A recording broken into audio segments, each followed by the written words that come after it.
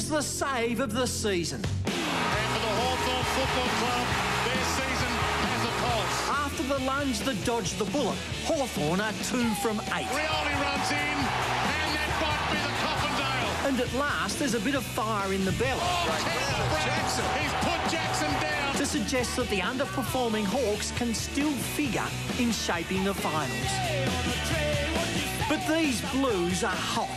They're fast. They're fearless. They're kicking goals. They've got a genuine ruckman. And they've got the man. Chris Judd's mental strength makes his teammates stand tall. His brilliance under pressure is the difference between victory and defeat. If the Hawks are to spark a revival, they must find a way to silence Judd. Yes, Judd has been outstanding. Big chance for Hawthorn today, do you think, to get some momentum going? It's been a tough season for them. Thanks for joining us, Alice. I really appreciate it, mate. Look, on paper, you look like you've probably got your best team in for the year. You've got Hooper and Burgoyne in, and you've got your midfield intact.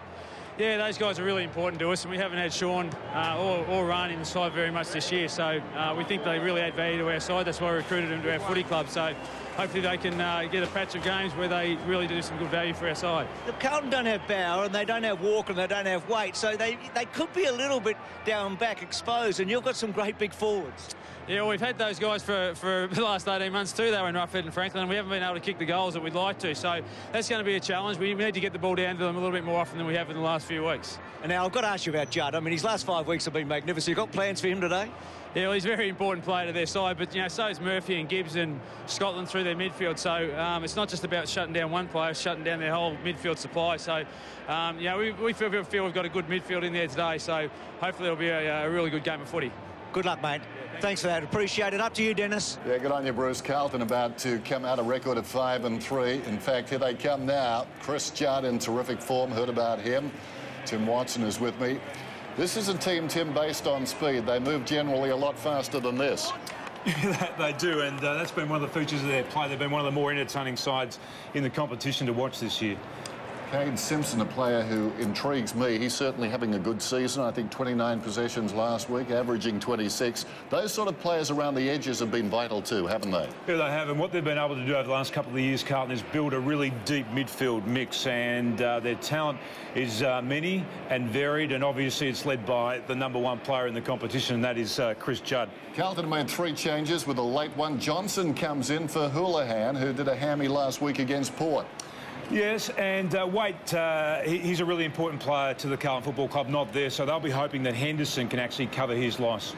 Back in round 4, Chris Judd arrived like the Rain Man. Well, he's in career best form statistically at the moment. Some of those are up on the screen now. He's averaging 29 disposals, 15 contested possession, and that's what he does. He works so well inside the contest. He draws 1, 2, sometimes 3 players to him, which makes it a little bit easier for the other players to find some space on the periphery.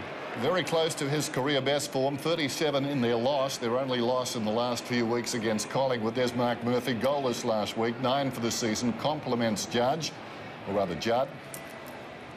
And Lance Franklin, well, he's not having a bad season considering what Hawthorn are going through. He's kicked 14 goals in 8 games against Carlton, and if you're a betting man, he is the man who could turn this game on its head. Looking forward to this one.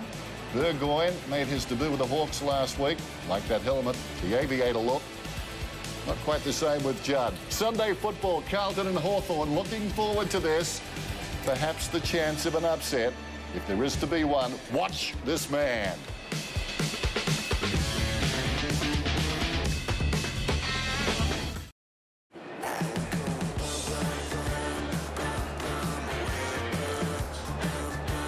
So Buddy wins the toss. Blue skies overhead, roof partially open. Big day here, terrific crowd building up for Carlton and Hawthorn. They've got a lot of tradition, these two. They go back a ways. As we go down to Matty Richardson, and Richo, where do you reckon the Hawks have got a chance today of maybe pulling off an upset? I think they can pull off an upset if they can get the ball into the hands of their pacey players. Guys like Rioli, Peterson, Hooper's back into the team. Clinton Young, who was fantastic in their premiership year. get the ball into their hands, get it into Franklin and Roughhead quickly, give them one-out chances. I think the Hawks can have a win. I think Buddy's due for a big one. The roof is partially shut down here today. Not sure why they just don't close it right up. It's very tough for forwards down at that Coventry end early in the game. Just shut it up. The roof's there for a reason. Shut it, I reckon.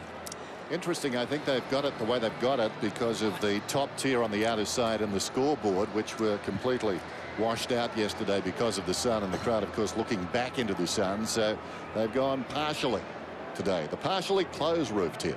It's a partial eclipse. That's what it is. There's Judd and Cruiser. Tim's still working that out, but he'll be with you. Don't you worry, Dennis. Talk to us, Tim. I'm just working out the the technology attached to all this. What, the roof or the microphone? Well, I'm not in charge of the roof today. Richo wants to be in charge of the roof. But I think it makes it difficult for... I know it might make it difficult for the patrons watching the game, but it certainly makes it difficult for the players too when they move from the shaded areas into the light areas. Sewell in the centre bounce alongside Mitchell, alongside Hodge against Murphy, Carazzo and also Judd. That is oozing with talent, this first centre bounce. Umpires this afternoon, Wen, McInerney and Morrison. And Stratton